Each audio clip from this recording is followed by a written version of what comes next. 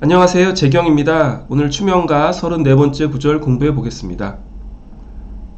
비견겁이 연좌하니 이안작진 있게 되고 오간화신 비견성도 이복형제 면할 소냐. 오늘은 주로 비견겁에 대한 얘기를 하고 있습니다. 비견이라고 하는 것은 나와 같은 오행인데 음양도 동일할 때가 비견이고요. 겁재라고 하는 것은 나와 같은 오행이지만 음양이 다를 때를 겁재라고 합니다.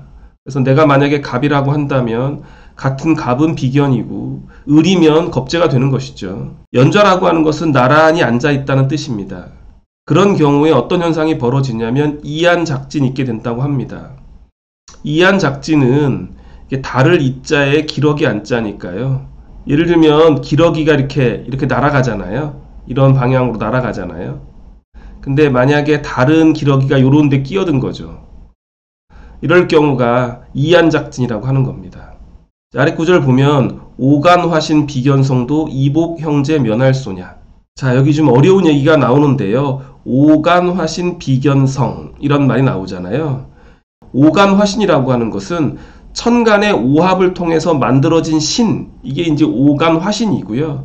그 만들어진 신이 나의 비견에 해당되는 별일 경우에 그게 바로 오간화신 비견성이라는 말입니다. 이런 일이 벌어지면 마치 비견겁이 연좌한 것과 같이 오간화신 비견성도 이복형제가 생긴다 이런 뜻입니다. 예를 보시면서 안내드리면 금방 이해하실 거예요. 자, 먼저 이안작진 안내드리겠습니다. 이안작진은 다른 기러기가 들어와서 함께 진을 이룬다 이런 뜻이거든요. 그래서 다른 패거리가 자연스럽게 들어와서 한 패처럼 군다 이런 의미입니다. 아래 오간화신 비견겁이라는 말을 좀 안내드릴게요. 오간화신은 천간 합해서 생겨난 오행이 나의 비겁이 되는 경우라고 앞에서 설명드렸죠. 구체적으로 설명을 드려보겠습니다. 자, 갑기합토, 을경합금, 병신합수, 정임합목, 무게합화. 사주공부 시작하시면 이 천간 오합 공부 많이 하잖아요.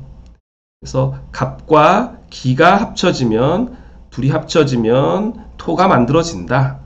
을과 경이 합쳐지면 금이 만들어진다. 이런 뜻이죠. 그런데 갑과 기의 관계를 보면 갑에게 기는 정제고 기에게 갑은 정관이잖아요. 그래서 천간 오합을 부부지합이라고도 해요. 그런 얘기는 나중에 다시 한번 기회를 내서 말씀을 드리겠습니다. 오늘은 오간화신 비견겁에 대한 설명이니까요. 자, 갑기 합해서 토가 만들어졌잖아요. 그러면 기토 입장에서 합을 해서 만들어진 오행이 나랑 동일한 토잖아요. 그래서 오간화신이 비견겁이 된 거죠. 또 다른 예는요. 을경 합하면 금이 되잖아요. 그런데 경금 입장에서는 분명히 나의 정제와 합을 했는데 금이 또 생겨난 거잖아요. 비견이 또 생겨난 거죠. 이런 경우가 오간화신 비견겁이고요. 나머지 합의 경우에 세 가지 합은 그렇게 되지 않죠. 병과 신이 합쳐지면 병신합 수가 되잖아요. 그래서 이것은 비견이 생긴 게 아니죠. 병화 입장에서는 관이 생겼고 신금 입장에서는 식상이 생긴 것이죠. 정임합 목해도 정화 입장에서는 인수가 생겼고 임수 입장에서는 식상이 생긴 거잖아요. 자, 이제 실제 사주 구조를 통해서 이거를 좀 자세히 좀 살펴보겠습니다. 먼저 비견겁이 연좌한 경우를 좀 말씀드리겠습니다. 내가 갑일간일 경우에요. 을목은 나의 겁재죠. 그리고 나와 겁재가 나란히 앉아 있잖아요. 그리고 공교롭게 을묘월이라서 묘는 나에게 또 겁재고 양인이잖아요. 게다가 호랑이띠라고 한다면 인묘 이렇게 비견겁이 연좌했죠. 나란히 앉아있죠. 이런 경우가 앞서 말씀드린 것처럼 비견겁이 연좌한 것이고 그런 경우에 이안작진 마치 기러기가 이렇게 진을 치고 날아가는데 다른 기러기들이 끼어들어서 같은 편인 것처럼 군다 이런 뜻입니다. 자, 이번에는 오간화신 비견겁을 좀 안내드리겠습니다. 내가 경금일간이에요. 그런데 을경합할 수 있잖아요. 을경합하면 금이 생기지 않습니까? 경금일간 입장에서는 을은 나의 정제잖아요. 나의 정제와 합을 했더니 여기서 금이 생겼어요. 그러면 경금 입장에서는 비견이 생긴 거죠. 그래서 오간화신 비견겁에 해당하는 겁니다. 다음 예를 한번 보실까요? 내가 기토일간이에요. 갑목 정관을 옆에 두었습니다. 갑기합하면 토가 생겨나잖아요. 갑기합토. 그런데 이 생겨난 토는 기토일간과 같은 오행이잖아요. 그래서 오간화신 비견겁이 되는 거죠.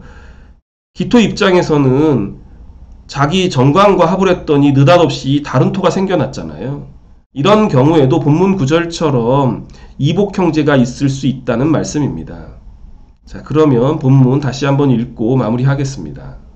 비견겁이 연좌하니 이안작진 있게 되고 오간화신 비견성도 이복 형제 면할소냐.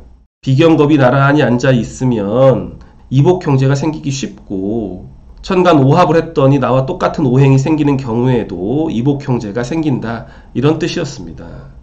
사실 현대 사회는 과거에 비해서 이혼과 재혼, 삼혼 이런 일들이 과거에 비해서 훨씬 더 자유롭게 일어나고 있잖아요.